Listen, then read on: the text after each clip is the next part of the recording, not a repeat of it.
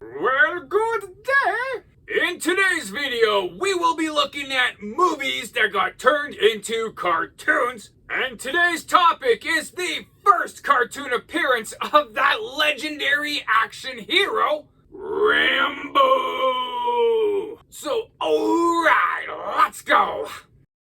Alright, so we start off in the peaceful South American country of Terra Libre, when suddenly the country gets invaded by a terrorist organization known as S.A.V.A.G.E, being led by General Warhawk and Sergeant Havoc. They conquer a small village where everybody is now a prisoner. Well, except for this senior citizen woman who is running away as if she was an Olympic sprinter. She beats up some goons and gets away, where she reveals that she is Frank Drebin, police squad. No, sorry, wait, that's wrong script. Let me see here. Yeah, actually, no, I don't know who she is. Huh. Meanwhile, at the Pentagon, Colonel Trautman hears about the invasion and knows for some odd reason they can't send an army in to help liberate Terra Libre. So with that, this looks like an off-the-books job for Rambo. Oh, and also Rambo's race car driving engineer best friend, Turbo. So the trio go down to Terra Libre to meet with the president there and to get the skinny on the situation. And, El Presidente is, a little underwhelmed to say the least. My country's been invaded and you send literally 2 people to help us? You know, like, it kinda sounds like a joke to him, but apparently he's never watched any Rambo movie, so, you know, he just doesn't know. Rambo and Turbo also meet up with their new team member, K.A.T. Oh, that's that woman in disguise from earlier. Huh. So now, the team is all set! And their mission is to blow up the one and only bridge in the entire country, apparently. The one going over the Rio Hondo. To ensure that S.A.V.A.G.E doesn't expand further into the country or something, I guess. So Rambo, you know, having a team with him, still goes solo to place plastic explosives on this bridge to make it blow up real good like. So after placing the explosives, Rambo goes on top so he can needlessly confront the fiendish Gripper and some goons who apparently have worse aim than a stormtrooper. But success! A chunk of the bridge gets exploded. Also, failure. Rambo gets captured. So back at S.A.V.A.G.E's base, Rambo is tied up in a tree where he is hanging over a pit full of venomous snakes. It's gonna be pretty hard to get out of that situation without getting bit and, you know, deaded. Or is it? Luckily, Sergeant Havoc throws Rambo's knife into the tree behind him, and even luckier, the 2 guards guarding Rambo turn their back and pay attention to literally anything else other than the job that they were tasked to do, where even luckier, Rambo does this impossible feat where he grabs the knife with his feet, flings it up to his hand where he quickly and easily cuts himself loose while not landing in the snake pit. I know, it's a cartoon, but even still, watching this, you're like, come on. Heck, even someone as flexible as Spider-Man would have a hard time with that maneuver. So with that, Rambo escapes. And now people on S.A.V.A.G.E kind of see what's going on, and they give chase. But with no success. This is Rambo's world, you're just living in it. Rambo is able to evade all these goons, and even starts attacking them one by one, knocking them out cold or getting them stuck in a trap. Anything other than killing them like he usually does in the movies, but you know, it still works out for him. So General Warhawk, oh boy, he is not pleased. No, not pleased at all. So he decides to take charge of the Eliminate Rambo mission. He brings in some tanks and man, they go completely scorched earth on this mofo. They completely eradicate an entire part of the forest, you know, just trying to get to him. With all of the carnage and destruction before him, General Warhawk is satisfied that Rambo could not have possibly survived such an attack. So they head back to their base. But Rambo picks up a ride on the back of a tank, and like he was basically standing there like in front of them the whole time apparently. Just hiding in plain sight, hey? It's like dealing with a T-Rex. If you just stand there without moving, they can't see you, I guess. So now that Rambo is in S.A.V.A.G.E base, he does the only thing he can do. He steals a motorcycle to jump over the damaged bridge, you know, like Evel Knievel would. Yeehaw! But things kinda suck because Rambo, Turbo, and K.A.T notice that S.A.V.A.G.E has a mobile bridge repair kit. So the team needs to go to Plan B, which turns out involves Turbo, you know, the master engineer, to build an anti-tank mobile, kind of like how MacGyver would, you know, which is built out of a Jeep and some random anti-tank missiles and guns and whatnot. Actually, you know, for stuff just thrown together, that is an impressive anti-tank vehicle. Man, full marks, good sir. So with this anti-tank mobile, Rambo is not only able to destroy these advancing tanks from S.A.V.A.G.E, like with the greatest of ease, and sadly with the destruction of the anti-tank vehicle, which is really gonna piss Turbo off, but after S.A.V.A.G.E retreats back to their base, Rambo blows up the rest of the bridge. So with no bridge, man, these guys are screwed. They can't get a helicopter or something and fly over the bridge and build a base there and start to expand out. No way, man. That's crazy talk. So the day is saved. Hooray! The president of Terra Libre throws a party for the Force of Freedom, but Rambo quickly goes into Debbie Downer mode because he knows that General Warhawk is still out there, plotting, scheming, other stuff-ing, you know? But for everyone else, it's all good because that's for another day. And with that, that is the end of this action-packed tale. Wow, hey, that was, you know, that was kind of better than I thought it would be, hey? Not exactly the rated R action that you got in the movies, you know, but still, like, pretty good for what it was. Although still, you know, like, that's kind of the interesting thing about this cartoon. Half of it kind of is like a Rambo movie, you know? Like Rambo being a total badass and ambushing his enemies, Rambo being a one-man wrecking crew, Rambo defying all odds and somehow finding success. It's like First Blood Part 2, the cartoon, but then other parts of it, you know, it's like, yeah, it is a cartoon. Rambo's definitely not killing anybody, hey? And some of the heroics he does is just a bit too cheesy, you know, but it is a kid's cartoon, so it still kind of works. I still do have some questions about this cartoon, though. Why the hell is S.A.V.A.G.E invading this country? As they say, it's a peaceful country that has no enemies and it doesn't really even have an army to defend itself. In any other cartoon like this, like say G.I. Joe or Mask or whatever, the villains always spell out exactly why they're there or what they're doing, but this one...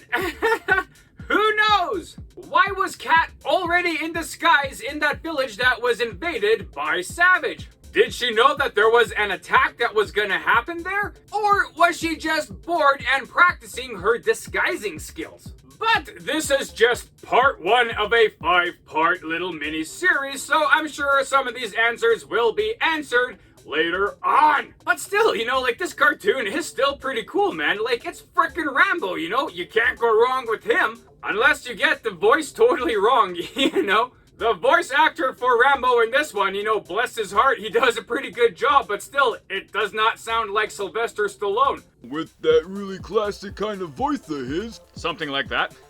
He sounds more like, "Golly gee williker, gang, let's go stop those bothersome people from destroying things." You know, not quite the same. So, if you're a Rambo fan and you haven't checked this out yet, you know, I guess do so if you wanna. Like, it is kind of neat, like I say, and other parts are kind of, you know, there, you know. But other than that, we do have some more things about Rambo and other kind of stuff in the behind-the-scenes kind of stuff over here.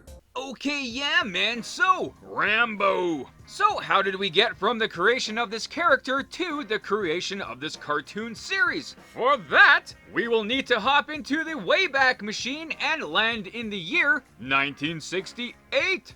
There, we will find writer David Morrell, who was writing a novel about a soldier returning home from war. And this novel had 3 points of inspiration. Number 1 was Morrell hearing about the experiences of his students who returned from a tour of duty in Vietnam. Number 2 was the 1939 novel Rogue Male from Jeffrey Household about a sharpshooter who wanted to get a 1930s dictator in the sight of his gun. And thirdly would be World War II hero Audie Murphy, who suffered from untreated post-traumatic stress disorder, or as they called it back in those days, shell shock or war fatigue. Oh, and I guess probably the fourth point of inspiration would be Rambo brand apples, where the name Rambo was selected. So put all those things together and boom! You have a novel called First Blood, which was published in 1972. About a soldier who returned home from war but was basically treated like garbage from everyone around him, even getting chased by the cops, and decided to fight back. It was a pretty popular book, did pretty well, and well enough where Orion Pictures decided to make a movie about it, which they did in 1982. And this rated R movie did very well. So well that in 1985, TriStar Pictures made a sequel, Rambo First Blood Part 2, which was quite a departure from the first movie and book, where Rambo now is going back to Vietnam to free some prisoners of war. So this movie did have a bunch of mixed reviews, but it was still a really popular movie, man. It made a ton of money. So much money that everyone involved in the movie was like, man, you know, we could really make a lot of merchandise on this movie, you know? Make a lot of money, like toys and stuff like that, but the problem being, it's a rated R movie. How can you promote a rated R movie about violence, you know, towards kids and make a lot of toys? Well, you really can't, but also they noticed G.I. Joe, a real American hero. They were marketed towards kids, right? They had a cartoon, they had a comic book series, they had a bunch of toys. So the powers that be in Rambo Land were like, why don't we do that? If we have a cartoon, we can make toys, we can make basically anything and promote all this stuff towards kids. And so they did. So in 1986, you had the debut of this series, Rambo, The Force of Freedom, which originally was a 5-part story, and it was successful enough that they ordered a 65-episode season not long after. So there is a bit of history here with that. Rambo, The Force of Freedom was the first cartoon series that was adapted from a rated R movie, much to the chagrin of Sylvester Stallone and a lot of parental groups. According to Stallone, you know, like, they never should have made this cartoon series. They don't get the point of Rambo, you know? In First Blood, it was all about PTSD and trying to deal with that trauma, having society looking down on people who actually fought in that war, and First Blood Part 2 was about rescuing prisoners of war. And of course, all of the violence that went along with it, you know? So with those points, they were like, yeah, you really shouldn't make this cartoon, but the whole prospect of making a lot of money on merchandising, you know, was a little too strong of an argument to sway away from, I guess. So this cartoon did not feature any points of PTSD or prisoners of war or any of that kind of stuff. It was more like G.I. Joe, a good guy army team going up against a bad guy army team across the world. One of the interesting little bits, though, is the actual use of guns in this cartoon series, at least originally. So as you've seen in this featured episode, you know, there are characters who have guns. When these guns are used, they sound exactly like a gun, and it looks like these guns are shooting actual bullets, you know, well, in cartoon form. That, you know, yeah, for sure, is kind of a bit much for a kid's cartoon. So eventually, any kind of a gun that is used in cartoons may look like a gun, but it shoots basically stun lasers, and it sounds like a laser gun, not a real gun. So let's talk a little bit more about the comparisons of this cartoon to the movie it was inspired from, with a bit of G.I. Joe references kind of thrown in, seeing as that was an inspiration as well. So the new concept, the Force of Freedom, you know, the good guys in this, that's basically G.I. Joe, right? You do have some returning characters from the movie, obviously with John Rambo, who is still very Rambo-like in this cartoon series, which, you know, is pretty cool. You also have Colonel Samuel Trautman, Rambo's boss, basically. And you also have some new characters, Edward Turbo Hayes, who is a race car driver and a mechanical engineer, who was voiced by the legendary James Avery, aka Uncle Phil, aka the Shredder. He is kind of based on Rambo's best friend, Delmer Berry. So Delmer was never actually shown in a Rambo movie. It was stated that he was Rambo's best friend during their tour of duties in Vietnam, but unfortunately, Delmer died of cancer back in the States before he was able to reunite with Rambo. So to have a homage of him in this cartoon series, through Turbo, we get to see a glimpse of what that friend dynamic with Delmer could have been, which is kind of similar to other new character, Katherine K.A.T. Taylor. She is the master of disguise, she is pretty good at martial arts and gymnastics, and she is also based on Ko-Bao from First Blood Part 2.